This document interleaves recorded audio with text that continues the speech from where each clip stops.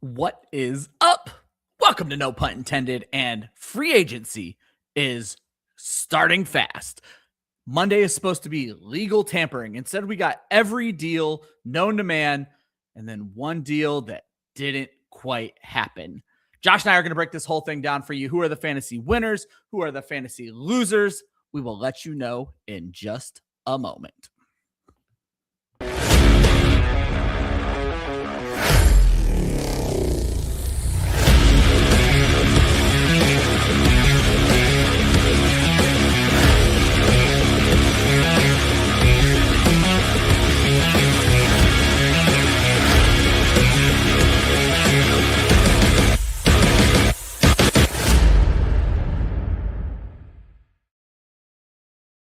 What is up?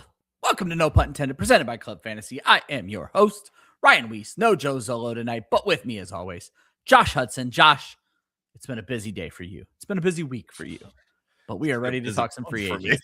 Yeah, that's true too. How are you doing tonight, my friend?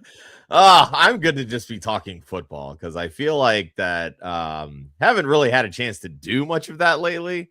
Yeah. So it was fun actually being able to like sit in the background and actually listen to sideline banter last night with Sam and Tate on the Women of Fantasy Football Network, and obviously catching up on more free agency news and everything today. And I know so many Eagles fans that are just like, man, we haven't freaking done anything. We let Jalen Phillips go, blah, blah, blah. It's like, come on, guys. We got to pay Quinyon Mitchell. We got to pay Cooper DeJean. We got to pay Jalen Carter. Like, these are all moves that we have to prepare for. And sometimes good players end up. Well, yeah, I mean, and that was honestly not a bad signing. Like, I've always been kind of hit or miss on Tariq Woolen. I think he's a little very up and down. I like him from a performance standpoint. But when you look at his coverage snaps and everything that, what he's allowing and limiting, all that kind of stuff, in a lot of metrics, him and Quinyon Mitchell are like 1-2. And I'm just like, this might be the fastest cornerback duo in the league, honestly, because Woolen ran a sub 4.3. Mitchell runs 4.33. And then you put Cooper DeJean there in the middle. If only we had some safeties. That's all I could say.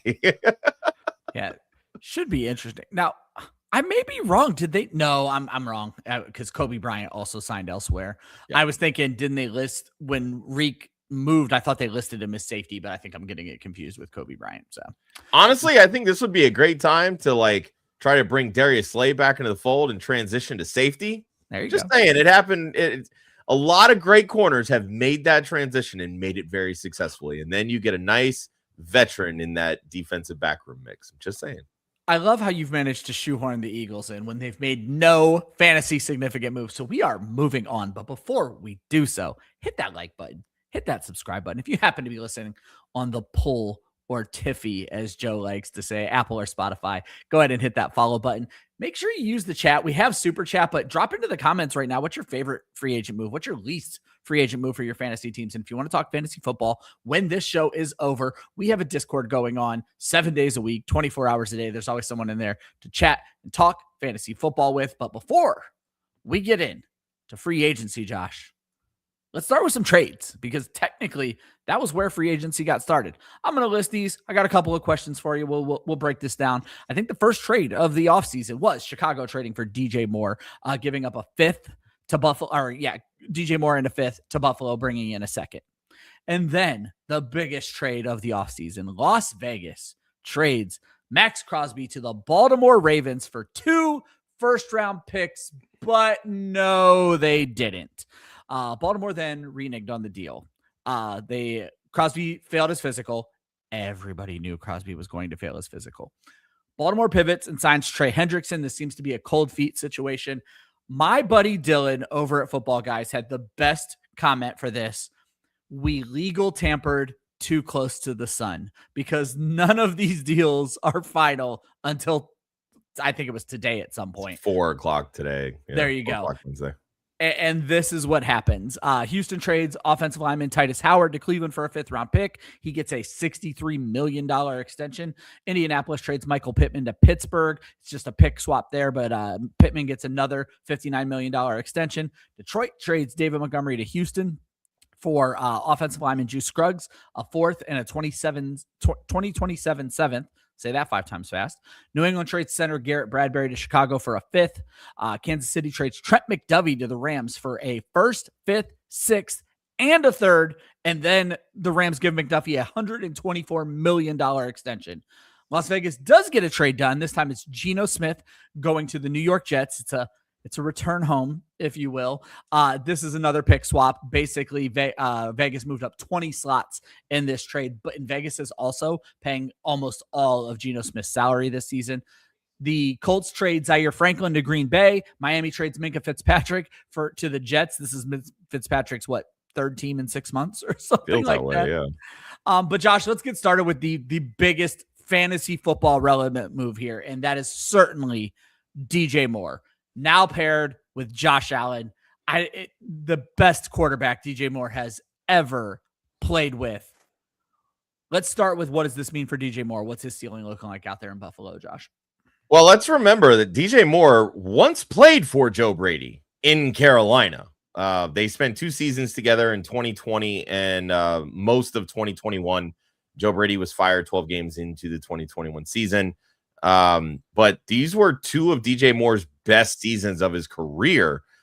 Starting in 2020, he had 118 targets, 66 receptions, 1,193 yards, only 4 touchdowns. But that kind of became the running joke, right? He never had more than 4 touchdowns for like 3 straight seasons. Yep. But that same season, that Panthers offense had 3 players have over 97 targets. Remember the great Robbie Chosen? 136 targets, Moore 118, Curtis Samuel 97. It's an offense that'll throw to an alpha. And the next season, DJ Moore had 163 targets. So like, you can see shades of how this can be really beneficial.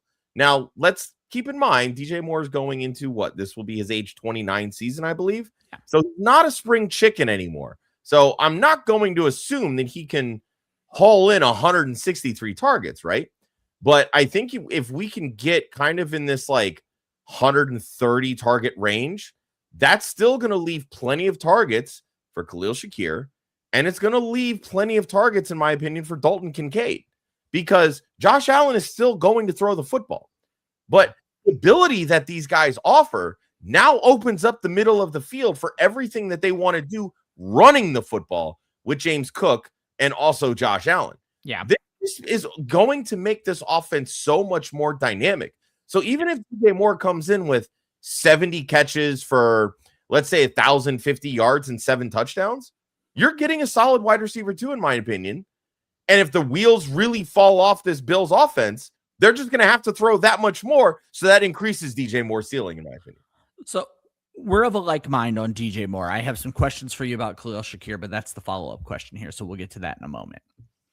I agree wholeheartedly. Solid wide receiver too. In fact, I think he moved into like wide receiver 16 in my initial projection. Okay. So like, I'm happy with DJ Moore landing here.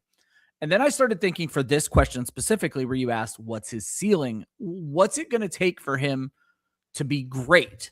And I gave him, Josh, 140 targets. Okay. You look at his normal catch rate, and I drug all that up a little bit because it's Josh Allen.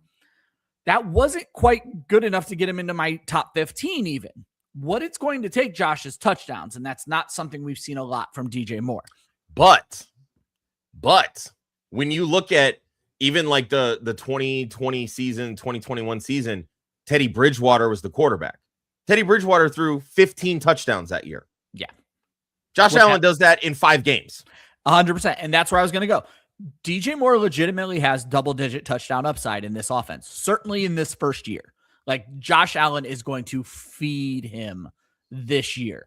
I don't know how I feel about DJ Moore, the dynasty prospect, but DJ Moore, the redraft prospect, is very interesting. And I do believe, Josh, there's top 7 upside with a guy who can get 140 targets and potentially 10 touchdowns. Yeah, I think if you're looking at top 7, you're looking at 150, 160 targets, right? Plus 10 plus touchdown upside. But I think he's got to hit 1,500 yards. And I don't think that's DJ Moore's game anymore. Yep. I think that's absolutely fair. So it'll be interesting, but I do want to get it. You think there's just plenty of targets to go around, and maybe you and I have a different definition of plenty of targets, but what do you believe this does to Khalil Shakir? I think Khalil Shakir's role is pretty much the same as what it always was. I mean, he's a 110 target guy, a high catch percentage, not a lot of touchdowns. He works over the middle. That's it, right? So now they have somebody like DJ Moore who can take the top off of defense. This is essentially, I laid out the blueprint 2020, right? 130 targets, 118 targets, 97 targets. DJ Moore, Khalil Shakir, Dalton Kincaid. That's your three guys right there, in my opinion. So then it just boils down to how the yardage plays out, how the yards per reception plays out, and how the touchdowns play out. Because this offense can work. Like Joe Brady wants to spread the football around, but what they've ultimately lacked is somebody that can take over a game. And DJ Moore still has that ability. Khalil Shakir is a great over-the-middle guy, 75 to 80% catch percentage, right? Yeah. But he's not somebody that can take over a game. No, Dalton Kincaid can be a mismatch nightmare, but he's not good enough to take over a game. And that has been what this offense has lacked since they moved off of Stephon Diggs. DJ Moore can do that. I'll be completely fair here. I did not go back to Brady's Carolina days, but just looking at Buffalo the last few years where Brady's been heavily involved, obviously. The second wide receiver had 70 targets last year. And so that just worries me for Khalil Shakir. If we get to see a target tree that is 3 players deep, where it's DJ Moore, Khalil Shakir, Dalton Kincaid, and we can write off Josh Palmer, we can write off Keon Coleman, it seems the Bills have. We can write off Terrell Shavers, though Buffalo then did bring back Dawson Knox. They got Jackson Hawes involved last year. I'm just worried that we're not going to see a trimmed enough tree. I think DJ Moore's role is safe, mainly because of what you said. Khalil Shakir, who is not the player that DJ Moore was commanding 110 to 120 targets. DJ Moore is going to command that. Plus, I just don't know that Khalil Shakir, as reliable as he is going to be able to command 100 targets in an offense that doesn't tend to super feed the second wide receiver. And that's my biggest concern. As one of the biggest Khalil Shakir fans for the last few years, he's probably off my draft board. Yeah, I mean, even when he was good, he was still a wide receiver 40. It's not like he was great anyway. So that's fair too. Yeah, his best is not like great. He was always a flex play, and then just given the matchup in a given week, if he scored a touchdown, maybe 2, he would pop for you, right? Like he was never going to be somebody that you were targeting. You needed his 10 of 10 game to bolster your week. And 10 for 81, right? Like that's what you need from Khalil Shakir. Yeah, and I don't think adding DJ Moore is just going to be like, oh, he's never going to have a 10 for 81 game. Of course he is, because they're going to use DJ Moore down the field, right? They're also going to use DJ Moore in a lot of different ways because he has that ability. But you're still going to see targets going to Khalil Shakir, in my opinion. Yeah. Moving on to another former Chicago Bear, though I don't believe they were teammates, actually. David Montgomery leaves the backup role in Detroit to presumably be the starter with the Houston Texans. Josh, do we see a workload reminiscent of David Montgomery the last time he was a workhorse in his early days with the Chicago Bears? I mean, honestly, that's essentially how I view him. I mean, Houston has offensive line issues very similar to those Chicago teams that he was on. He's a guy that could break a ton of tackles, but isn't a high yards per carry guy. He got the yards per carry when he was in Detroit because Detroit had a top 5 offensive line. Plain and simple, right? And because backup running backs are supposed to be more efficient. Right? Yeah, but he was operating as a starter, really. Like the more efficient guy was Jahmyr Gibbs. But really the big difference to me here is that, I mean, you're not going to have 16, 17 touchdown upside the way that he did in Detroit his first couple of years. Those days are over. But he still has 10 touchdown upside, in my opinion. Like, you look at how they run this offense in Houston, the way that they ran it with Joe Mixon, even the way they ran it last year with Nick Chubb and Woody Marks, like this is a bad red zone team. But when you get a guy that can actually break tackles from the 2-yard line, he can fall into the end zone. David Montgomery can do that. So he's a guy that can very well see 270 carries, probably only average 3.9 yards per carry. But you know, you're talking about volume right here, right? This to me is a volume RB2 play. I don't think he's anything better than an RB20. Maybe he gets a little bit of maybe he gets a little higher in the rankings based on injuries that bring everybody else down to the pack or everybody else up, however you want to look at it. But that to me is David Montgomery's ceiling here in Houston. I just wonder how much Houston actually hates Woody Marks. And I don't mean like they brought in David Montgomery, so they must hate Woody Marks. I wonder if Woody Marks still has a role here. And when you look at how Houston split their carries last season, Woody Marks at just about 200, Nick Chubb at 125. I see more of a world, Josh, where we see those two split or flip rather. So I think we see Montgomery around 200 carries. I still think Woody Marks is good for 125 carries, but I agree with you wholeheartedly.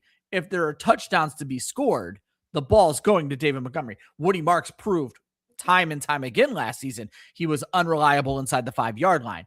David Montgomery is a god inside the 5-yard line. This is exactly what they need. For a team that wants to have a run-first defensive identity, David Montgomery is the perfect back. You get Nick Caley, who doesn't use his backs a lot in the passing game to begin with. So that was David Montgomery was kind of Kenneth Walker before. Kenneth Walker, like we all knew he could be a good pass catcher. They just chose not to use him that way. That's going to continue in Houston. And then you have all the receivers in the world to throw the ball to. So it doesn't really, you don't need that out of your running backs. But what he can do with a team that could probably get him inside the 5-yard line a lot with a great alpha wide receiver like Nico Collins, I do think the touchdown upside is there and very interesting for David Montgomery. Yeah, I agree. I think Woody Marks' role is essentially going to be the pass game. And again, not to say that David Montgomery can't catch passes. He can. He's proven that he can. But he's never been a high volume pass catcher, right? Like, you're probably looking at 45 targets at most. Yeah. Just kind of how I look at it. Yeah. Moving over to the passing game, Josh. We questioned last year how DK Metcalf and George Pickens were going to coexist. And that lasted for about a week, and George Pickens became a Dallas Cowboy. This one seems like it's going to last, Josh. The Pittsburgh Steelers went out and get Michael Pittman, give him a hell of a deal. And now it is Mike McCarthy's offense, though. No solidified quarterback yet, so who knows who's going to be throwing the ball. Let's pretend it's Aaron Rodgers. How do these two wide receivers coexist in your mind for Pittsburgh football and for fantasy managers? I love this pairing for Pittsburgh. Okay. I do, because these guys have two completely different skill sets. DK Metcalf is the downfield threat, right? Absolutely. He's the guy that's going to break the 20-plus yard receptions. He's a touchdown monster in the red zone. He's a big guy, right? Michael Pittman Jr. is entering the Keenan Allen era of his life right now. 100%. Like, he's a high catch percent receiver. I think he was at a little over 78 last year. You give somebody, and again, if Aaron Rodgers is throwing the football, Aaron Rodgers is a pretty damn accurate quarterback. Accurate guy. Like, and he's not forcing the ball downfield. Yep. So, I mean, you're looking at maybe 80 catches, 800 yards, and 5 touchdowns, right? Like, it's not going to be great production from a fantasy perspective, but it'll get the job done in the NFL. But what I look at here is Mike McCarthy throws the football. In the last 8 seasons that he's called plays, only once has his offense averaged less than 35 pass attempts per game. So there's going to be plenty of targets to go around for both DK Metcalf and Michael Pittman Jr. And it would not surprise me one bit if Michael Pittman Jr. is the higher target earner on this team, simply because he catches the football at a higher rate than DK Metcalf does. I think it's an excellent point, and that's where I was going to hit with this whole McCarthy thing is I just, without knowing the quarterback, without knowing what iteration of his offense we're going to get, but you're absolutely right. This is an offense that should throw. This is an offense that has supreme confidence in Aaron Rodgers. But you hit on a point. You actually hit on this exact same point back in our wide receiver show is the trajectory we thought Michael Pittman was going to be going at 6'4", 225 pounds is not the trajectory he went. I used to joke he was the perfect comp to Mike Williams. They were like the exact same size. They literally were doing the same things early on in their careers. Michael Pittman went from a guy who was routinely over 12 yards per catch to routinely below 12 yards per catch. And honestly, in 2 of his last 4 seasons, below 10 yards per catch. He is the definition of big slot. And then the other part you brought up is he's not Mike Williams and catching 56% of the balls thrown his way. He is catching 70% plus routinely. So I think we get it into our heads that guys are one thing. And Michael Pittman proved last year. I remember, I think it was like our week 5 reaction show, week 6. You and I were shocked. He was a top 10 wide receiver at that point. Well, but I mean, the Colts offense was the number 1 in the NFL, so it made sense. Exactly. And you can't, despite what his contract might say, more on that later, you can't convince me Daniel Jones, even at this stage of his career, is a better quarterback than Aaron Rodgers. And so even if it's Aaron Rodgers there and DK Metcalf, I think the person who probably suffers most in this is likely Pat Freiermuth, because Michael Pittman's going to be able to do what a tight end does better. And we're starting, I mean, these jokes have been writing themselves for weeks, Josh. I called Devontae Adams a tight end this year. NFL teams are learning, well, maybe instead of splitting a tight end out wide, I take this ginormous wide receiver who's been catching balls for literally the last 30 years of his life, and I put him out there. And I think we could see good things from that when it comes to Michael Pittman. The touchdowns, again, we said this with DJ Moore. The touchdowns are going to determine if he is a back end wide receiver 2 or flirting wide receiver 1, depending on how often they're going to throw the ball. Yeah, I mean, I think Pittman's an easy top 36 wide receiver. To me, it just boils down to how many touchdowns is he going to catch. Yeah, that's kind of where I'm at with it. And then we're going to talk about this a little bit later. Again, I just want to harp on what offense are they running, because we called the Mike McCarthy Rico Dowdle reunion, and it's going to be interesting what version of that offense. I went back and looked at some of Mike McCarthy's Dallas days. The issue there is there was never a comparable wide receiver 2. Dallas didn't get a good wide receiver 2 until McCarthy was already gone. But when you look at his last year in Dallas, CeeDee Lamb, 150 targets, Jalen Tolbert still sitting at 80. And even Brandon Cooks was averaging 5 targets a game before he got hurt that season. So they're willing to feed healthy guys. And if Metcalf and Pittman can both stay healthy, I think there's the exact amount of targets to go around in this offense. Yep, I agree. And then the one I added to the show sheet, Josh, what's funny is I noticed you didn't have him in here originally, but I didn't realize you were how far behind you had gotten because of work. So I had written my own little note for this, but I wanted to ask you, how does Geno Smith change your perception of Breece Hall or Garrett Wilson? I know you're nowhere near where I am on projections yet, but I was very down on Garrett Wilson. But honestly, while Geno Smith throws a ton of interceptions, he completes a ton of balls.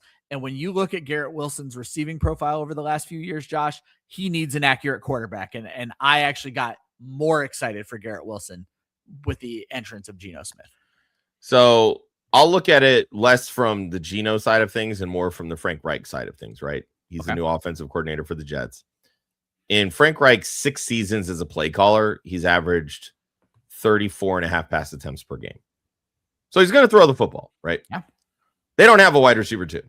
So how many of those passes are going Garrett Wilson's way? 200. Well, the last 3 seasons that Frank Reich called plays, his wide receiver 1 didn't have less than a 24% target share. So that's very good news for Garrett Wilson, right?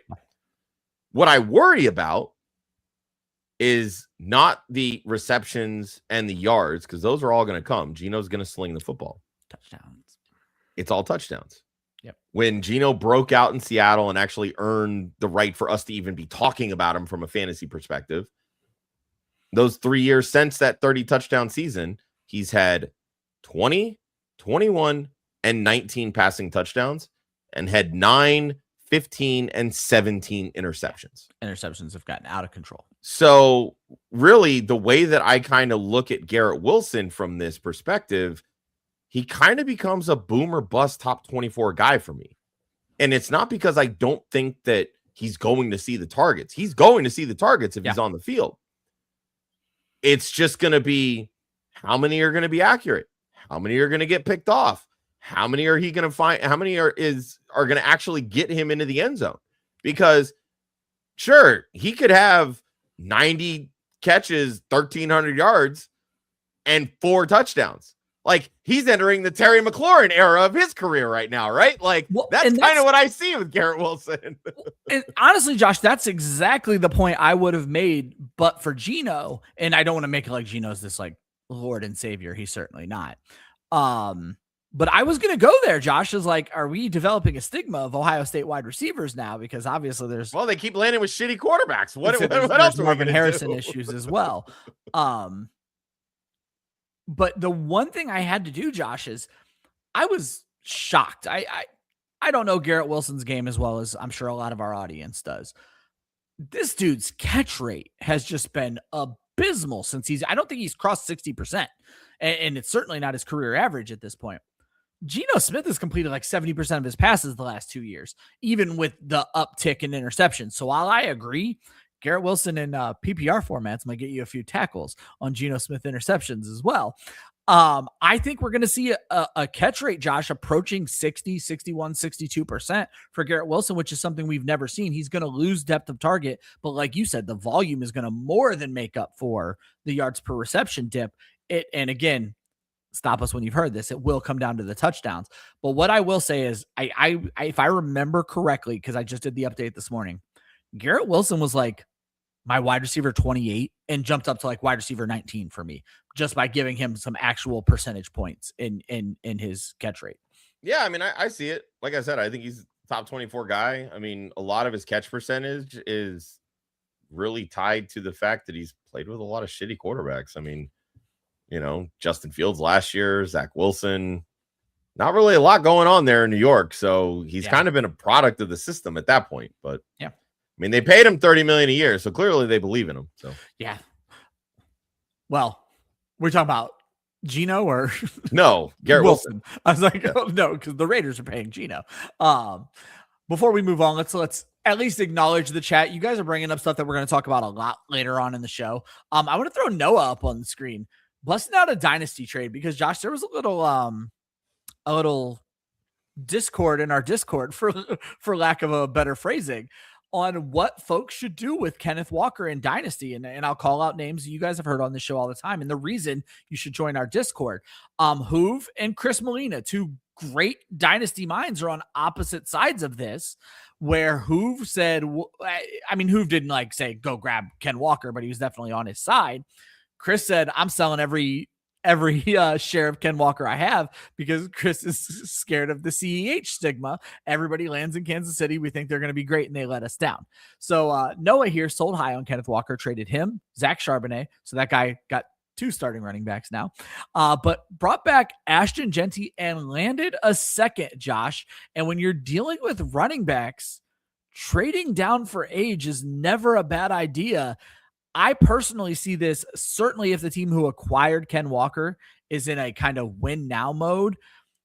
I think Genty's going to be much better next season, like a lot better next season. Actually, I was going to say maybe Ken Walker is the better win now pick. I don't believe that at all. I think Noah won really, really big on this trade now that I'm working this out on air. Well, I mean, keep in mind too, the second round pick what we're talking about is 2028, right? Yeah, so it's fake. It could be anything. It could literally be nothing. Maybe the league folds by then, right? So you're basically sending what is equivalent to 2 starting running backs. Now, that's an asterisk because Charbonnet did not have his ACL surgery until February. Yep. So there's a chance that either A, he doesn't even play in 2026, and B, maybe he doesn't even see the field until December. So let's pump the brakes a little bit on that one. But I'm just going to really, this is Ken Walker versus Ashton Jeanty in 2026, right? Yeah. That's the way that I look at this. I'm fine if you like one or the other. I don't really I see the upside with Ken Walker, and we'll get to that in a little bit. Yeah. Ashton Jeanty, got a brand new center, Tyler Linderbaum, highest paid center in the league right now. I think he's a quality player. I don't know if he's the best, but he's a top 5 center in my opinion. They have a solid left tackle in Colton Miller, as long as he's healthy.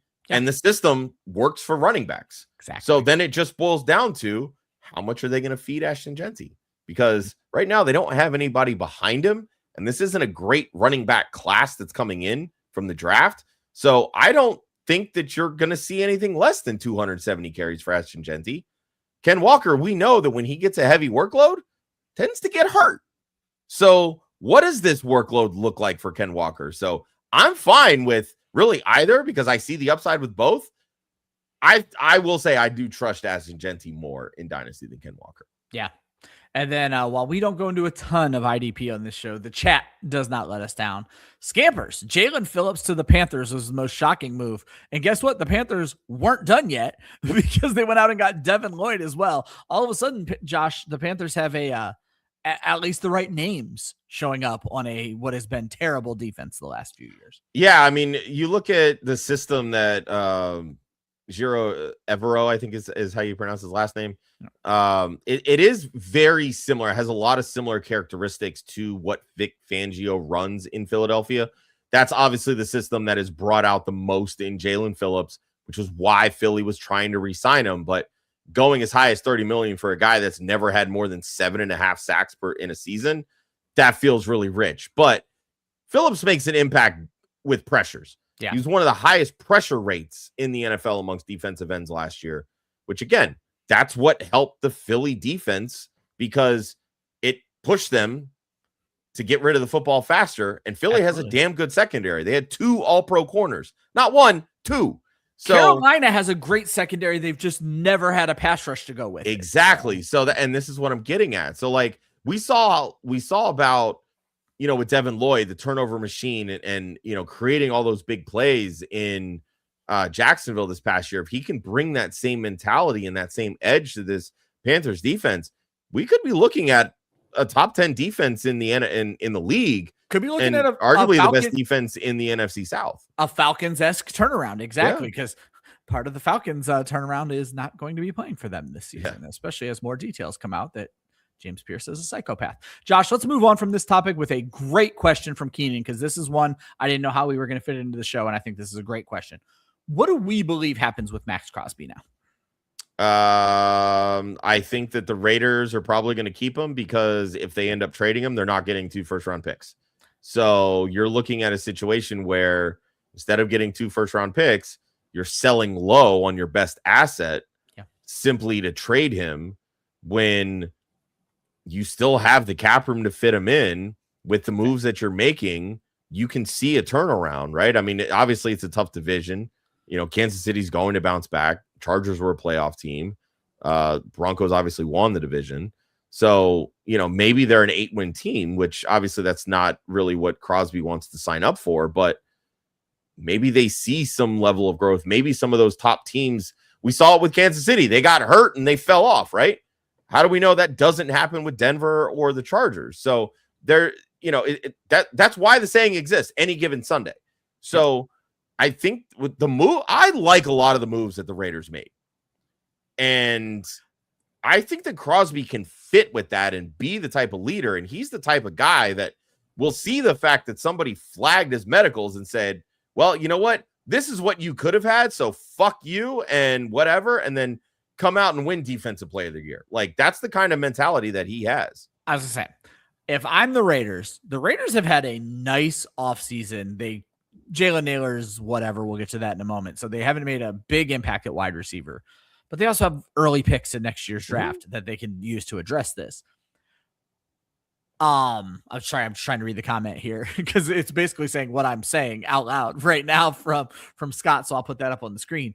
But I do believe you take this as an opportunity to sit down with Max Crosby and be like, look, we fucked up. Not even we fucked up. It was no, not the trade, Josh. Okay. All the shit that happened last season where Crosby didn't even want to get set down, though. Now he can't even. Well, clearly he needed to because they had surgery on his meniscus. Like they did. If I am the Raiders, I am mending this bridge as hard as I can and be like, look, we have a decent football team, Max. We are going to win 8 games this season, and we want you to help us make that 10 wins. What can we do to make this work? We're paying you $35 million a year, whatever. So. Yeah, I think the other side of the coin too is that obviously the medicals are going to look different in a month, right? Well, in a month is the NFL draft. So maybe this becomes a draft day kind of trade where they still are able to get a first round pick in 2026 and some level of value in 2027, which is ultimately what they were looking for in this deal with the Ravens. So yeah, I mean, if one of the if one of the 3 big wide receivers, Tyson Tate or blanking right now, Lemon fall, maybe this is something where the Raiders are looking to move up, and Max Crosby's the piece they use to go get that wide receiver that that we're talking about right now. But Josh, you hit a great point that Scott's bringing up as well. Not an easy division to go out there and win. So no, definitely not. All right, we spent a lot of the show talking trades. Let's get into these actual free agent signs. We're going to go by position here. I'm going to try to move through these quickly. Malik Willis goes to the Miami Dolphins, $45 million guaranteed, $67 million overall. Snoop Huntley back to Baltimore. Mitch Trubisky to Tennessee to play backup. Marcus Mariota back up in Washington. Case Keenum back up in Chicago. Tua Tagovailoa finally gets released and immediately signs with the Atlanta Falcons. This is a post-June 1st cut, meaning that Tua will be playing on the veteran minimum like we saw from Russell Wilson last year, while the Miami Dolphins have to mortgage their house to pay Tua all the money they have. Hey, remember when I said that Tua was going to end up in Atlanta and everybody was like, what, two lefties? Really? How'd that work out? Shout out to you. Shout out to Chris Molina. I thought this move couldn't happen. And I think it was in our group chat. I don't remember where I saw it, but it's like, how did the Dolphins do this? And the Browns would not fucking move on from Deshaun Watson. Like, shit organizations stay shit. Kenny Pickett is going to be the backup in Carolina. Gardner Minshew going to be the backup in Arizona. Jacoby Brissett will be the starter. I mean, as of now, things can change. Daniel Jones gets a massive 2-year, $100 million contract from the Indianapolis Colts. I mean, it's for 88 with a max of 100, but it's still asinine. There's $100 million attached to Daniel Jones's name somehow. Kyle Allen backing up Josh Allen in Buffalo. Sam Ehlinger sticking with Denver. Teddy Bridgewater back home with the Detroit Lions to play backup quarterback. No idea what's going on with that guy's career. So, Josh, we didn't have Daniel Jones on here because it happened kind of late, and I don't know what we really need to talk about there because it's a health thing. But I want to start with, it's not one of your questions, but $100 million attached to Daniel Jones's name, Josh, just doesn't make a ton of sense to me for a guy who just tore his Achilles. Yeah, I mean, I kind of figured that this would be, something like a 2-year deal where like the first year was kind of a, transition kind of year, which, I mean, they put the transition tag on him, but, that most of the money would be in year 2, right? When he was healthy, because you literally just saw what happened with Kirk Cousins, right? Like he came out rusty. He wasn't healthy his first year, but looked exponentially better in year 2. Certainly. Everything I've seen from this contract is all the money's up front. Well, Indy, you're fucking dumb. So, but again, it's hard to argue with why the Colts gave him this contract, because when he was on the field, this was the number 1 offense in the NFL, and that is not a typo. He clearly gelled with Shane Steichen. The system worked with Daniel Jones running it. So, yeah, go get your guy. The 2-year contract side of it makes it a lot easier to get out of, especially with, again, most of the money being up front. So if he literally face plants, well, they have an easier way out than the Giants did. It's just, I mean, I understand the salary cap has went up a crazy amount in the last 4 years, but for Daniel Jones to be getting paid $44 million a year is just, what a world. What a world, Josh. Malik Willis. I wish my hands were big enough and I could have played quarterback. No shit. I'm saying. Malik Willis, Miami Dolphins, the move everybody saw coming. Josh, is this a good move or a bad move for Jaylen Waddle and Devon Achane? I mean, I love it. I was really high on Devon Achane last year. I came out looking like a genius there. I think Devon Achane has top 3 upside with Malik Willis at quarterback. Absolutely. I mean, he didn't have the threat of a rushing quarterback last year and averaged 5.7 yards per carry. You get a guy that can run like Malik Willis, and defenses have to pay attention to that. You tell me how Devon Achane can't rush for more than 6 yards per carry. I mean, he's arguably the most efficient running back in the NFL, next to maybe Jahmyr Gibbs. Yeah.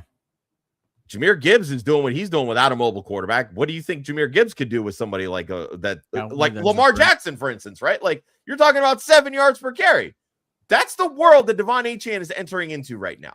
So it really just boils down to, what version of Malik Willis are we getting?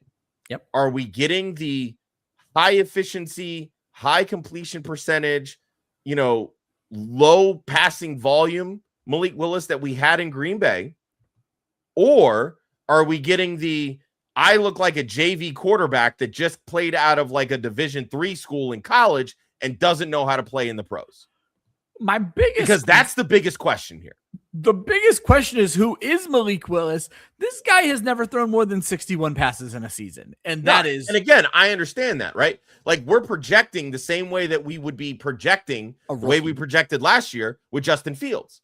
But at that point, we already knew who Justin Fields was. Exactly. And that to me is the biggest difference here. We really don't know what type of quarterback Malik Willis is. But what we do know is the kid can run. And his legs can open up an offense. So it becomes, what is the offense going to look like? Because Bobby Slowick has never had a running quarterback, a mobile quarterback like this. So if you dumb down the passing volume and you keep it at or around 25 pass attempts and you run the rock, which is going to be 6 to 9 rush attempts for Malik Willis, 12 to 18 for Devon Achane, and then you sprinkle in either Jalen Wright or Ollie Gordon, this becomes a 30 rush attack per game offense. Yeah. And you rely on efficiency, and that's something that Devon Achane is. On the flip side to that, what does that mean for Jaylen Waddle? Because when I look at what Slowick did in Houston, the wide receiver one did not have higher than an 18.4% target share. Yuck. Right? Granted, those were years that Nico Collins was just getting into the swing of things, hadn't developed into the true wide receiver one that we see right now. But he was also gotten hurt. Well, guess what Jaylen Waddle does quite a bit? Yeah. He gets hurt. So I think you're probably looking at 100 to 115 targets for Jaylen Waddle. But this is an offense that wants to get down the field. And that is something that Jaylen Waddle does extremely well. So again, if you're lucky to get 15 passing touchdowns out of Malik Willis, you're hoping at least 7 of them go to Jaylen Waddle. Yeah, that's right. And I think you're probably on like the 5 passing touchdown side or receiving touchdown side. One wild statistic, and again, I don't want to extrapolate too much from a very small sample size from Malik Willis. This dude's yards per attempt over the last 2 years, it's over 10 yards and over 12 yards. Tua Tagovailoa was down at 6 and 7. That is yards per attempt, folks, not per completion. If this is Malik Willis, if this dude is chucking the ball downfield and Jaylen Waddle can use some of that speed that we love. Jaylen Waddle was comped to Tyreek Hill, folks. Like, this is who he is supposed to be. If this is what we see from Malik Willis, this could be great for Jaylen Waddle. Like, it could be a whole new Jaylen Waddle. The biggest question, Josh, is, and you brought this up, no target shares in Houston. Who the fuck else are they going to throw to right now? This team, Darren Waller is not on the roster right now, folks. You have Devon Achane, you have Jaylen Waddle, and then we're talking. That's their offense. Nick Westbrook Achane. And no, they cut him. Free agent as well? Yeah, I think he only signed a 1-year deal. Okay, there you go. And then I'm blanking on the other guy. And they brought back Greg Dulcich. Yeah, and Malik Washington. Yeah, like that is this offense. So they have to address wide receiver. Millie says he's not touching Malik Willis. I don't know that Malik Willis is going to get touched in a lot of leagues that aren't 2 QB leagues. I was going to say, I mean, you're looking at a QB2 in Superflex. You're looking at again the same thing that you had with Justin Fields last year, a high upside QB2 that if he hits, you're talking about a QB7, QB8 in fantasy football because of the rushing upside. Josh, let me throw Millie's comment up here, because I feel like this is basically how most Falcons fans feel right now. What does Drake London's 2026 look like when he's catching pass from Michael Penix or Tua Tagovailoa? And Josh, I feel like we need to probably be leaning on the Tua side of this based on Penix's knee injury and the Falcons signing him as quickly as they did. Yeah, I don't think you're going to see 140 targets with Drake London, but I think that is less indicative of Tua and more indicative of Kevin Stefanski, the offense, right? Yeah. Now, again, I understand that Stefanski's not calling the plays. It's Tommy Rees, but it's the same system, exactly. Right? It's the same exact system. And we know what Drake London's upside is because of what he's capable of and what he's done in the past. To me, I'm looking dead in the face of previous Cleveland teams that had Amari Cooper, David Njoku, and Nick Chubb. That's what I'm looking at, because Amari Cooper in this situation is Drake London. Yep. David Njoku is Kyle Pitts. Yep. And Nick Chubb is Bijan Robinson. Right? What Tua Tagovailoa are we getting? Hopefully one that's not spending all the time in the blue medical tent. But if we get a competent left arm, he's also not throwing deep. So you're not going to see the 14, 15 yards per reception with Drake London. You're probably going to be low 12s as a high point, if that, right? 125, maybe 130 targets, because they don't have a wide receiver too. Like you're looking at Jahan Dotson, maybe that's 60 targets. A lot of money heading his way. That's what I'm saying. So I just don't see him really being more than like, I think his ceiling is probably wide receiver 12. And I think really what you're banking on is the fact that he scored 16 touchdowns in his last 29 games. So like he will make his living by finding the end zone. So it just boils down to, can Tua get him the football? Yep. And is any quarterback going to be healthy for a large stretch of the season? My notes read, more catches, fewer yards, touchdowns will make or break. And that is the story of Drake London this season. I love Drake London, probably still drafting him, hoping I can get a discount on him. But Tua, extremely accurate. It's just going to be, how is this offense going to run? Moving on. Running backs. New York Jets franchise tag Breece Hall. As of this moment, he is looking at $14.2 million this season. Javonte Williams re-signs with Dallas, $24 million, $16 guaranteed. Kenneth Walker to the Kansas City Chiefs, $43 million. Travis Etienne to the Saints, $52 million. That one's over 4 years, though. Kenny Gainwell goes to Tampa Bay to replace Rachaad White, who has not signed anywhere quite yet. $14 million there. Rico Dowdle, no, it's almost like he sucks. Rico Dowdle picks up $12.5 million over 2 years in Pittsburgh. J.K. Dobbins to the Denver Broncos, or stays with the Denver Broncos, $20 million a year. Tyler Algier, $12.5 million or $12.2 million going to Arizona. Weirdest move. Fullbacks followed their coaches, which is not a surprise if you follow the NFL. Alec Ingold leaves Miami, goes to the Chargers where Mike McDaniel is. Patrick Ricard leaves Baltimore, goes to the Giants where Harbaugh is. Isaiah Pacheco takes over David Montgomery's role in Detroit, got a 1-year deal, no money. Bam Knight back to Arizona. Aaron Jones back to Minnesota. Josh had in this one. I didn't even see that one. And then Chris Rodriguez to the Jacksonville Jaguars. So I didn't even know about the Aaron Jones move. I just realized that happened late in the day. Okay. There was actually a quarterback comment, and I know I'm screwing this all the way up, but we just talked about running backs, but I did want to try to keep the quarterback comment with the quarterback comments, Josh. So would the Vikings be a division contender if Kyler ends up there, Josh? I mean, sure. They've got a good defense with Brian Flores still there. And I mean, we've seen Kevin O'Connell work wonders with, quarterbacks, right? Like maybe he can reshape Kyler Murray. It's just going to boil down to how committed is Kyler going to be to actually being a good quarterback, because he's got the weapons to do it. Like Aaron Jones is a good running back. Obviously, Justin Jefferson, elite. Jordan Addison's quality player. They brought back TJ Hawkinson on a restructured deal. So like he's got plenty of weapons to work with, and they have a halfway decent offensive line. So yeah, again, it just boils down to how much does Kyler care about actually being a good quarterback? Yep. Let's move into these running backs, Josh. Kenneth Walker, how high are we looking to draft him now that he will be the lead back for the Kansas City Chiefs? So I'm going to do a little throwback action here, and I think you as a former Eagles fan will appreciate this. Okay. So remember back when Andy Reid had the dynamic running back duo of Deuce Staley and Brian Westbrook? Hell yes. That is Kenneth Walker wrapped up in one, and I think that's what Andy Reid sees. Now, I'm not saying that Kenneth Walker is as good a pass catcher as Brian Westbrook. Not many were. But he's a quality pass catcher, but he's got a power running style like Deuce Staley that I think that Andy Reid kind of sees that. And Kareem Hunt was very similar his rookie season. Was a power runner, was a good pass catcher, and brought a lot of juice to that offense. When Kenneth Walker is on and when Kenneth Walker is healthy, that's the kind of impact he can have on an offense.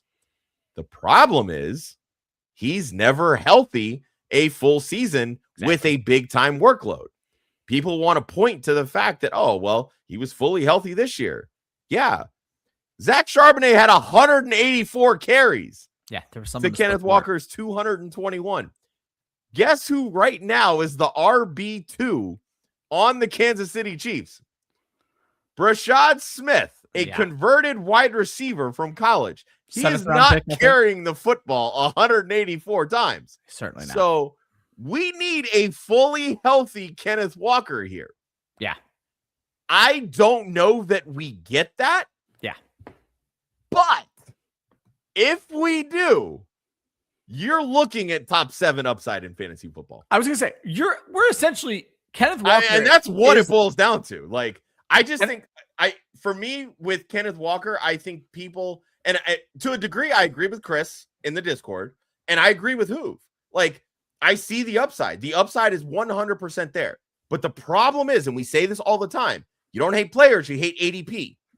People are going to draft him at what his ceiling is. Yeah. And that's probably why in redraft I won't have any Kenneth Walker. I was going to say, yeah, the price is going to be too high. I see a lot of teams, Brashard Smith, 0 running back.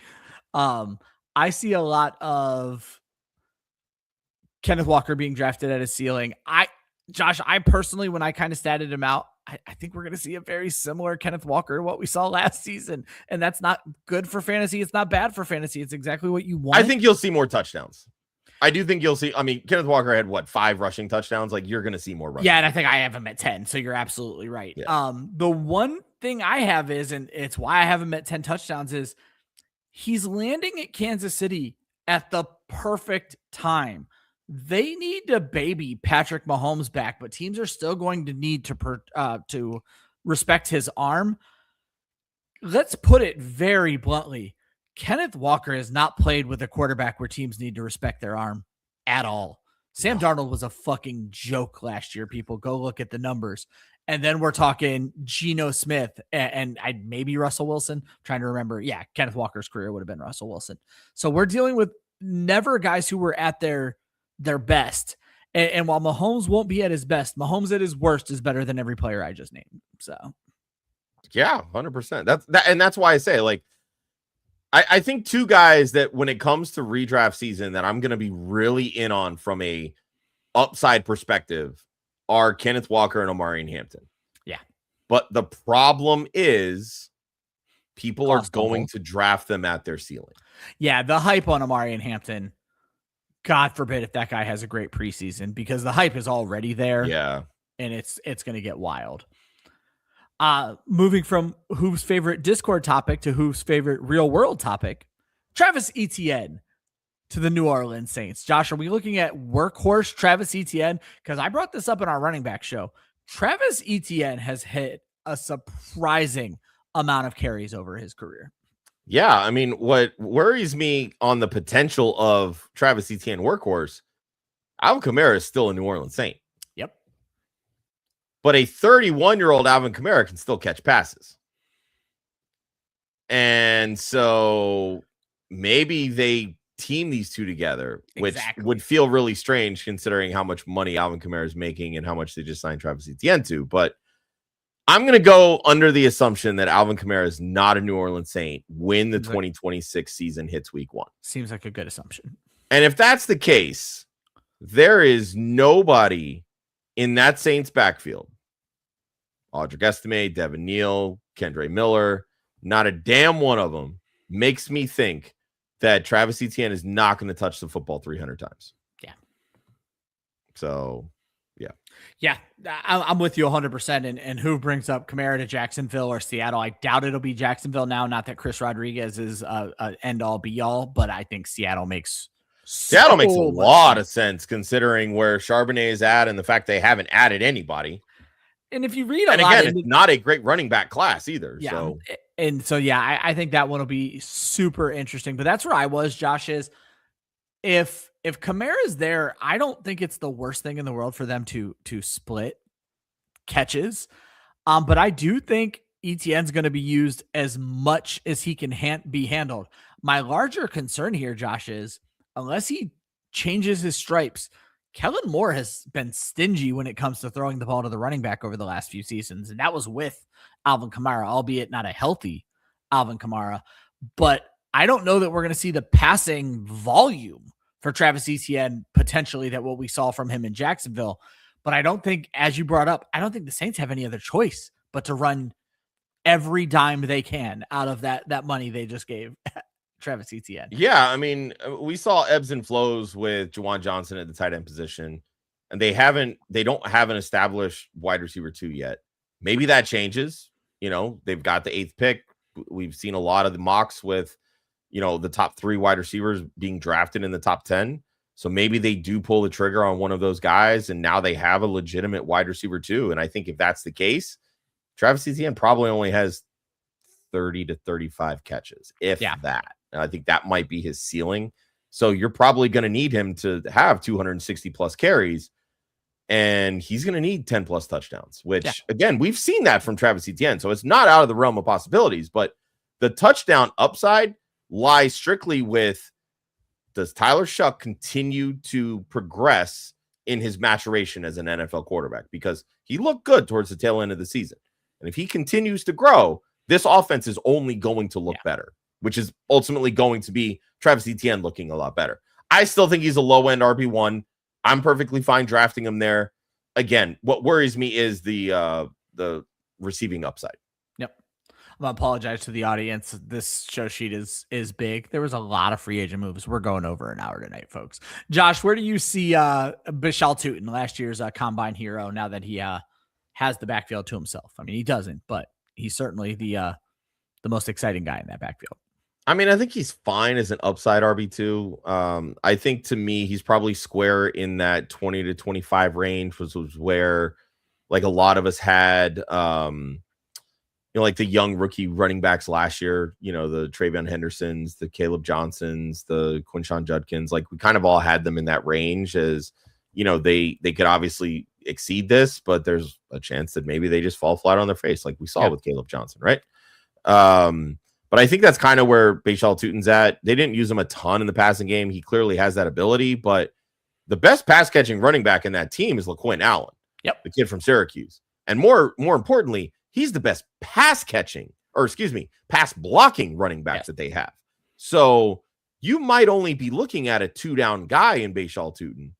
Now you add Chris Rodriguez, who, not anything to shake a stick at, but he was okay in Washington, and he has a history with Liam Cohen.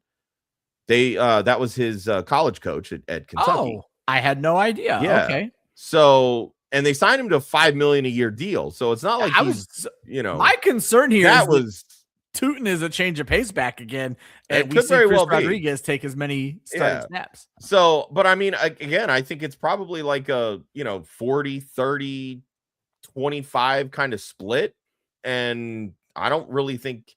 And honestly, like when I look at this right now, maybe none of these guys are really fantasy relevant. They're just bye-week fill-ins. But again, like I do think that there is some upside with Tootin if he gets the bulk of the work, which is still to be determined. Yeah. Is Kaleb Johnson dead in Pittsburgh? Josh, Rico Dowdle reunites with Mike McCarthy there. Kaleb Johnson obviously fumbled away his career last season, it appears, and it doesn't look like McCarthy's giving him a second chance. Yeah, probably. I hate to say it because I love Kaleb Johnson. I was going to say, I wonder how many of these coaches just don't like him. I remember our Austin Amendola did not like Kaleb Johnson's film last year. So, well, last year, sure, as a rookie, he was terrible because he didn't play in college. Dude. Okay. No, well, I mean, here's the other thing you have to look at, right? Like Rico Dowdle was with McCarthy in Dallas. McCarthy did not draft Kaleb Johnson. Nope. So Kaleb Johnson has to earn his role. Like he has to come into camp. He's got to be prepared, and he's got to show McCarthy that he can pass block. He can find the holes in the scheme. He can do all the things that field kickoffs, right? Like I don't think he's not a kick returner. I don't even know why he was out there. But to be honest, that should be the reason Tomlin was fired. So yeah, I mean, but really, like to me, what this backfield is really shaking up to, like McCarthy's just mimicking what he had in Green Bay with Jamal Williams and Aaron Jones. Yeah, he's got a bigger back, quote unquote, that can handle in between the tackles work, a la Rico Dowdle. And he has a guy that can catch passes and be shifty and, hit the outside, which is Jaylen Warren. Like Warren showed last year he can handle a workload, but let's be honest, he's best suited for a receiving down kind of role, which just tells me that both these guys are probably going to be top 20 backs the same way that Jaylen Warren and Kenneth Gainwell were last year. My only concern with that, Josh, is I did the same thing as you. I looked at his Green Bay days, but when you look at his Dallas days, McCarthy did not split carries, and now I'm mildly concerned. Yeah. Well, the next year he gave all the carries to Dowdle. I mean, Zeke was a shadow of himself at that point, but or is that might even been Dowdle was that was the Tony Pollard year. Yeah. From Dowdle. Yeah. So regardless, I'm just saying there may be some concerns there. Josh, we all had high hopes for RJ Harvey. J.K. Dobbins does come back. I went and looked and was unpleasantly surprised as a fan of RJ Harvey. They were giving J.K. Dobbins the ball a lot before he got hurt last year. Are we concerned for RJ Harvey's ceiling this year? I think it's just going to be the same as last year. I think really he benefited big time from scoring a lot of touchdowns, which again, I mean, if that's his role, then that's his role. Like, we'll take it, right? But his vision's terrible. He's inefficient as a runner. Maybe that improves with another year, watching more tape. But, I mean, vision doesn't just improve, like, unless you're getting LASIK, right? Yeah. So I just don't really see that as being a huge step in Harvey's favor. But I do think that he'll probably see more rush attempts. Like, I think he had 145 last year. And obviously a lot of that did come as a result of Dobbins getting hurt, right? Well, and that's what I was going to say is you have to learn from what you did with J.K. Dobbins. You've got to lessen this guy's workload. He needs to change of pace strictly. Mm-hmm. So, but I think, like, again, like when you look at what Sean Payton did, like when he had Mark Ingram and he had Alvin Kamara, you know, Kamara was really involved in the passing game early on before slowly starting to gain more carries. And then you started to see these, like, you know, Mark Ingram would have 200 to 220 carries and Alvin Kamara would be in the 180 carry range, right? Yeah. Like, he was still getting a lot of work and then still doing what he was doing from a pass game perspective. Absolutely. So even if RJ Harvey is a fraction of what Alvin Kamara could be, you still have the touchdown upside. You still have 60 plus target upside, and maybe you get 160 carry upside. And that lends itself to, at minimum, an RB2 in my opinion. Yeah. I still like the kid, but I mean, there's obviously a small damper. Let's be clear. He was never getting all the workload. Yeah. Like, it was not going to happen. His game. And then, Josh, we move on from running backs with the question of what the hell are the Arizona Cardinals doing? They re-signed James Conner. They still have Trey Benson. And then they go out and get Tyler Algier, a guy who shout out to Kendall Valenzuela. I believe she called that on our RB show. 1,000% called that. Yeah. Though we all expected Connor to be gone. Yeah. And then, Josh, they go and get Bam Knight. Obviously, he's an afterthought at this point. But, Josh, we're talking about a 3-headed, potentially 4-headed monster at running back. This feels like the biggest waste of Tyler Algier in the history of football. Remember last year when everybody was drafting the Jacksonville Jaguars in the 30s because nobody knew who was going to be the starter because Etienne was coming off a down year? They spent a 4th-round pick on Bashal Tutin. They had Tank Bigsby, who they spent a 2nd-round pick on. That's the Arizona backfield right now. Yep. That's what this is. It is going to be a straight-up competition. When camp rolls around, they're going to see who ultimately becomes the better. You don't think it'll be a committee? You think there will be a winner? I think there will be a winner eventually. And I think somebody players in fantasy football are going to get a value at some point because Mike LaFleur's system works for running backs, even if the offense is bad, which that was the problem last year with this team. They just couldn't run the football because the offensive line sucked and the system wasn't good for running. It will be this year. Yeah. And I think the offensive line will be better through the moves that they will make. And obviously they have the 3rd overall pick. And I firmly believe they're going to take an offensive lineman there. Yeah. So then it just boils down to who's going to have what role. LaFleur didn't draft Trey Benson. There's no love lost there, right? He wanted Tyler Algier. Algier's best role is a 1st and 2nd down thumper. Yeah. You could make the case James Conner's the best receiver out of this group. So maybe this is the role that it shakes out to. Conner is your trusted veteran 3rd down option. This is the twilight of his career. And Tyler Algier handles all the early down work, right? Yeah. That could end up being what happens. But as of right now, it's simply going to be throwing shit at a wall and see what sticks. There you go. Moving on to the wide receivers. Dallas franchise tags George Pickens. Alec Pierce stays in Indianapolis. 4 years. $116 million 84 guaranteed. That was Alec Pierce. Look him up. Mike Evans goes to the San Francisco 49ers, breaking my heart. 3 years, $60 million. Rashid Shaheed stays with Seattle, shocking the world, but $17 million a year will do that for you. Wan'Dale Robinson to the Tennessee Titans. Great call by everyone on this show. 4 years, $78 million. Tyquan Thornton resigns in Kansas City. Jalen Nailor to the Las Vegas Raiders. Traylon Burks resigns with Washington. Jahan Dotson to the Atlanta Falcons along with Alameda Zaccheaus.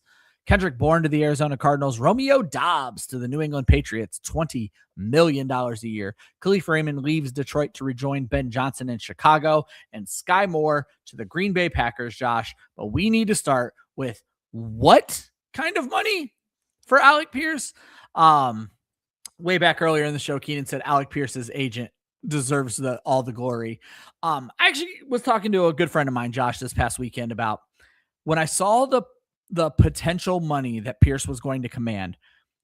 I was taken aback because last year was his first 1,000-yard season. He's never been a big touchdown scorer. Obviously, he's a yards per catch guy.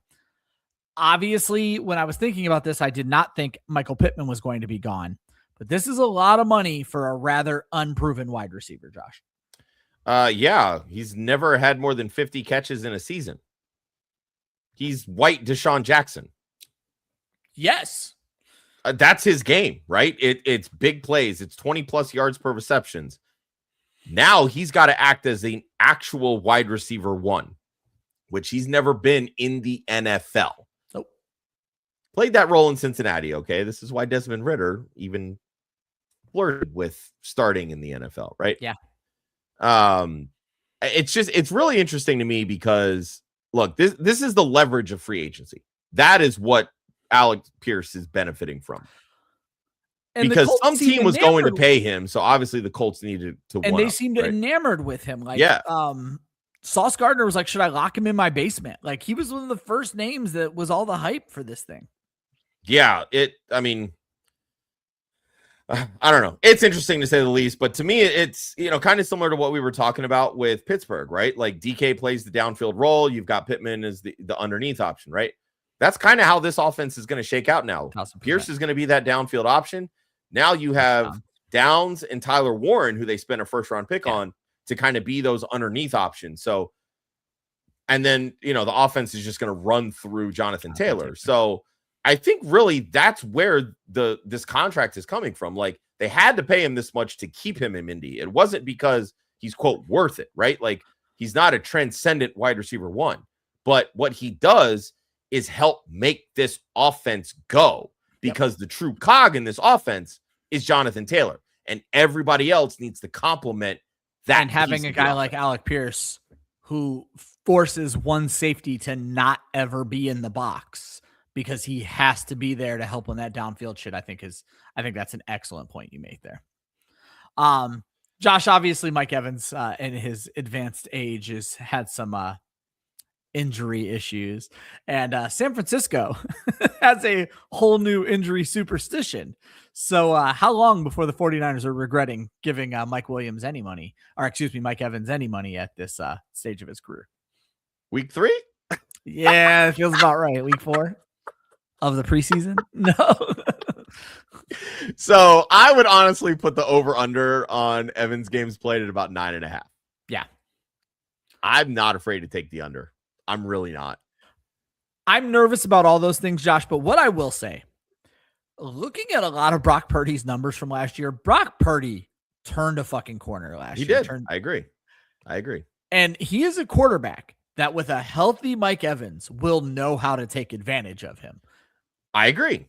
It's such an exciting landing spot, but we are just setting ourselves up for terrible. And he can't even wear number 13. It's going to look so ugly. Wrong color red, wrong jersey number. This is not going to be great. Yep. So this is kind of how I built my answer to this. Let's assume we get 15 games from Mike Evans. Whew. It's a big assumption, right? It is. Because he's had hamstring injuries the last 2 seasons. One of them knocked him out half the season. The other one, he lost 3 games in 2024. But if he plays 15 games, maybe even 14 or 13 games, I think he's a good bet for top 20 production, right? So he knows how to score. We know he knows how to find the end zone. Yeah. We know how good Brock Purdy has become. George Kittle picked up a late injury last year, right? Achilles injury, correct. Yeah. So he's not going to be healthy for the first half of the season. Ricky Pearsall can't get out of his own injury way. Yep. Jawan Jennings not on the team right now. Jennings is not on the team. Like, it's right now, it is Christian McCaffrey and Mike Evans as the entire offense. So, yeah, if you get a healthy Mike Evans all season, which again is a stretch, I do think that this is top 20 production. Now, for me, when I'm looking at drafts, unless he's going in the 30s, I'm not drafting him. I think that's where he's going to go, though. I truly do. He didn't do anything impressive last year. Obviously, well, he didn't. I agree, but and we see this all the time. It's the name, it's the new landing spot. We see this, like, he might not be that in best ball drafts, but the moment that you get to your home league draft, who are the people that are drafted? It's the names they know. Yep. Mike Evans is a name people know. And they're going to say, he gets to play with Christian McCaffrey. He's on San Francisco. Brock Purdy turned a corner. Yeah, that's my wide receiver too. Yeah. And that's how you get burned, in my opinion. Like, there's value there, I think, if he's going in the 30 to 40 range. But again, like, with everything that goes on in San Francisco and how injury bitten they are, I'm not somebody that I like to, bank on injuries and stuff like that. But the proof is in the pudding at this point, right? Yeah. Like, I can't get on board with investing in Mike Evans. I can't do it. But I see the upside 100%.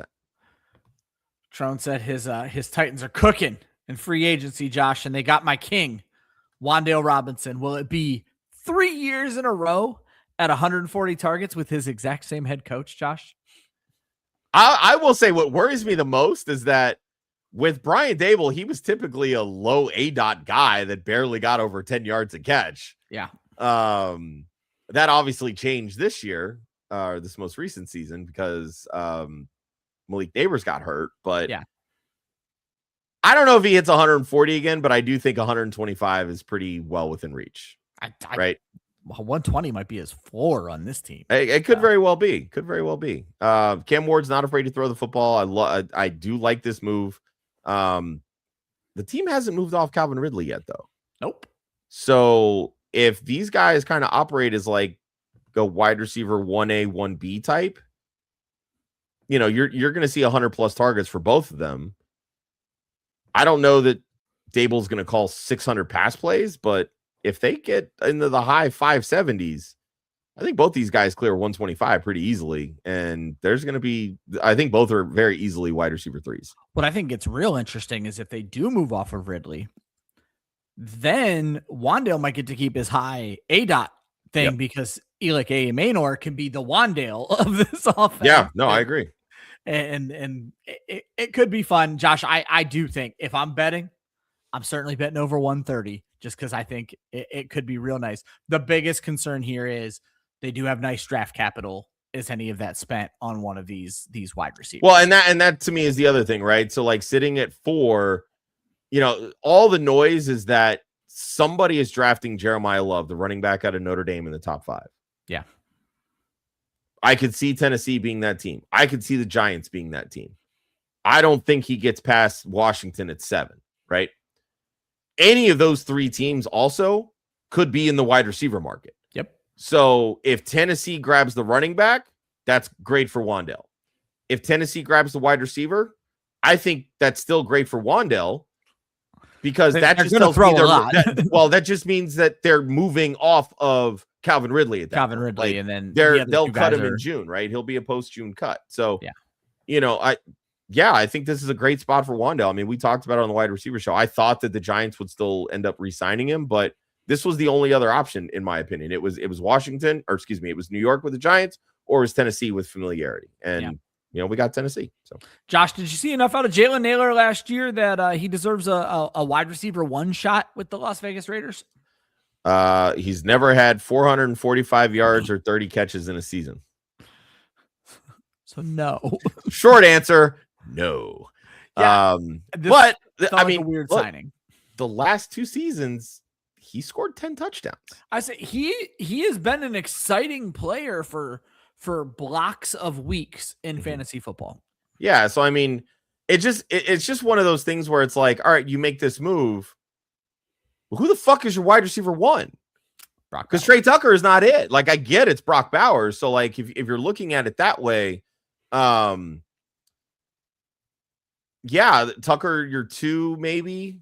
Yeah, but I mean, what are you going to run? 12 the entire time with Bowers you're gonna have and 2 wide receivers? You're going to have to. I mean, and again, maybe they look at a wide receiver there in the top of the second round. Maybe they look to move back into the back end of the first round to grab a wide receiver. But again, now it becomes these guys have to mature. Like, they have to figure it out quickly, right? And rookie wide receivers don't always do that. So, I mean, this is Brock Bowers or bust, this passing offense, which honestly makes me really like, damn, this could very well be another tight end one season, like overall. Well, and that's how I feel about this, Josh, is if they do nothing at wide receiver, this is an offense that just came off of having Jackson Smith and Jigba. Clint Kubiak, Brock Bowers could be in for a monster season is all I'm going to say with this, because these wide receivers aren't going to be the ones to command any sort of significant target share. Someone who might, Josh, as we wrap up wide receivers, Romeo Doubs to the New England Patriots. And we all laughed and made fun, but Steve Smith, the great wide receiver, sees some hope in this move.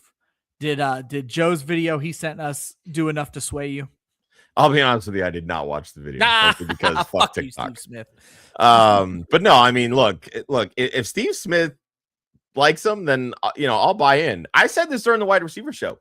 I like Romeo Doubs. Yeah. I think he's a good wide receiver. I think he does a lot of things really well. I just don't think he has any elite traits. And because of that, yes, he could be the wide receiver one in New England.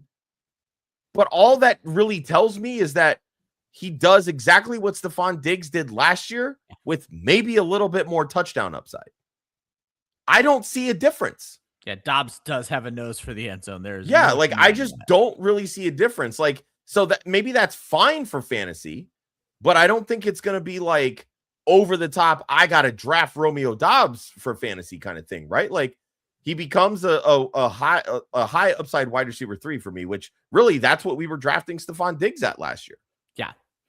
He finished top 15 or whatever it was because of injuries and games played and all that stuff. So you hope New England spreads the ball less than they did in Green Bay and it's a little bit more predictable. You also hope that Dobbs leaving Green Bay, maybe Green Bay gets a little bit more predictable. Josh, let's move on to these tight ends. Atlanta franchise tags Kyle Pitts, Isaiah Likely to the New York Giants, $40 million over 3 years. K-Dot back in Tampa Bay. Charlie Kohler to the Los Angeles Chargers. Travis Kelce is running it back. Good call, Josh. I know I argued with you. 1 year, $12 million. Adam Troutman back in Denver.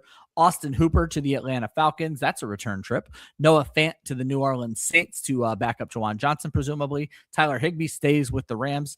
Chig Okonkwo to the Washington Commanders today. 3 years, $30 million. And Daniel Bellinger to the Tennessee Titans. 3 years, $24 million. Josh, I was a little surprised the money some of these tight ends got. Before Chig signed today. Literally talked about that last week. Yeah, we did, except none of these guys are blockers. Well, Bellinger is a little bit. Kohler is. Yeah, that's a good point, Charlie Kohler. Josh, before Chig signed today, the only one of these signings worth talking about was Isaiah Likely going to the Giants. Obviously, breaking my Theo Johnson heart. How do you see this? Are both of these guys capped? Is one of them likely? Are we done with the Theo Johnson experiment? Maybe not done.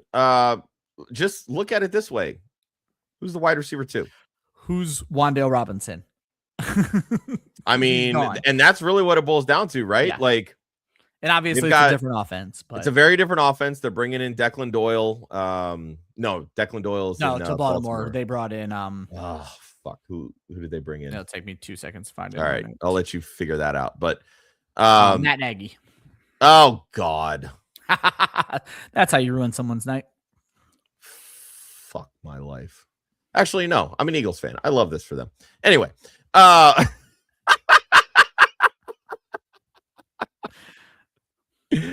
I mean, look, Nagy's got a lot of experience with tight end, so it makes sense, Certainly right? does. Like it makes sense bringing in another high upside tight end. You can run a lot of 12 personnel, which is something that they did quite a bit in Kansas City. You get all the tight ends on the field, you create a lot of mismatches. Andy Reid has always drawn up great plays like that. Just boils down to, can Matt Nagy do the same thing? Yeah, they have a legitimate wide receiver 1 in Malik Neighbors. Yep. They don't have a legitimate wide receiver 2. So you're probably going to see both these tight ends quite a bit. Now you look at the running back position. There was a lot of buzz that they were going to be pretty heavily involved in this running back market and chase someone like a Kenneth Walker, Travis Etienne, et cetera, right?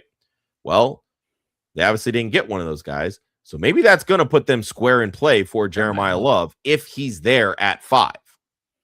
And if that's the case, you tell me how this team doesn't run the football 550 times, which means that they're only going to throw the football anywhere from 450 to 515 times. That's not going to be a lot of passing volume. But I think still a lot outside of 150 to Malik Neighbors. So. Correct, right? I think you're probably looking at about 75 to 80 targets for Isaiah Likely, which really, that's a career high. But then it becomes, what is he going to do with those targets? Because we know Jackson Dart's going to run the football. We know Cam Scatterbo is going to run the football. Yep. And whether it's Tyrone Tracy, Jeremiah Love, or somebody else, they're going to run the football too. Maybe Theo sees another 50 targets. Like it's going to cap these guys, sure. But I think that there's streamable weeks for both of them. Maybe low end tight end 1, depending on how things shake out. But what do we always talk about? What we want from a tight end? We want them to be the first or second option in their passing pecking order. And right now, that is Isaiah Likely. 100%. Maybe he's not going to be drafted as the top 12 guy, but if he can be one of those late round guys, that's your upside. That's what I'm saying. I'm telling you right now, if I'm streaming, Isaiah Likely is a guy I would love to get and see how week 1 shakes out. Because again, he is likely, and we saw it last season, Josh. It's the reason I got so excited about Theo Johnson. Jackson Dart loves him a fucking tight end in the red zone. And it worked out well for Theo. Isaiah Likely is a better tight end than Theo Johnson. He's a better tight end, yeah. I wonder which one's going to be the better red zone option. Yeah. Because I still think that's Theo Johnson. And that's where we saw the chemistry last year. So maybe you don't move off of that so quickly. Yep. And then Josh, my answer to this question was a simple no when you put it on the show sheet, but Chig Okonkwo makes it a little interesting. Any other tight end that you're remotely excited about? Yeah, I mean, I look, obviously I'm excited about Travis Kelce coming back because to me that's still top 5 tight end production. But no, I like the Chig Okonkwo move to Washington. I mean, I had Goddard going there on our tight end show last week. And for all those same reasons, I like it for Chig Okonkwo. Like, you're talking about a guy that probably isn't going to be lined up inside. He's going to run more of those slot routes that Zach Ertz was running. Yeah. That's Chig Okonkwo's game. He's a very athletic tight end. Teams haven't really used him that way. But I think there's in this kind of offense where, you know, we've talked about the history of Davis Webb from a backup quarterback perspective, the type of offensive coordinators that he's worked with in that setup. There's been a lot of talk that this is going to be a very similar Ben Johnson type offense. If you're telling me that Chig Okonkwo is Sam Laporta light, sign me the fuck up because I'm all about it. Yeah. All right, Josh, let's wrap this thing up with some other notable moves. And by that, we mean offensive linemen, because offensive linemen can make some of these fantasy wheels move. So you got the Raiders getting Baltimore center Tyler Lindenbaum, 3 years, $81 million. New Orleans gets Buffalo guard David Edwards. The Giants re-signed Jermaine, is it Illuminor?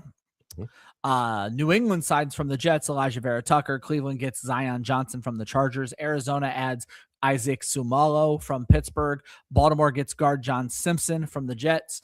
Houston re-signs N. Ingram and Trent Brown, plus brings back extends Dalton Schultz.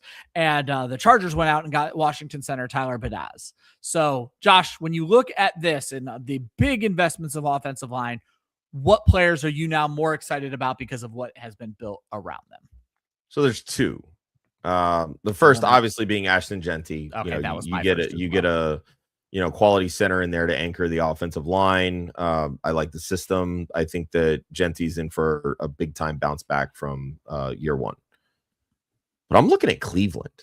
Oh, Absolutely. I mean, they had to reshape their offensive line, right? All 5 of their starters last year were free agents, so we knew they were going to be busy.